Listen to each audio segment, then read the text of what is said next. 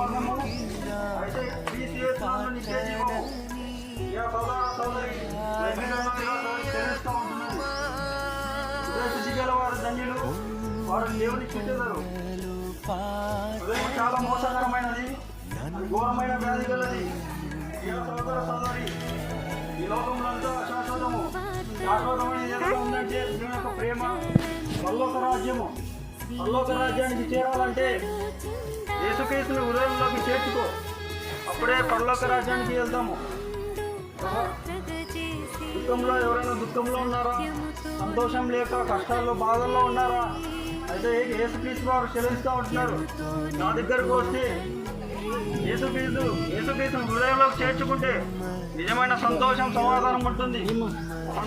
మీరును మీ ఇంటి వారు గొప్ప ఆత్మరక్షణ పాప క్షమాపణ పొందుతారు.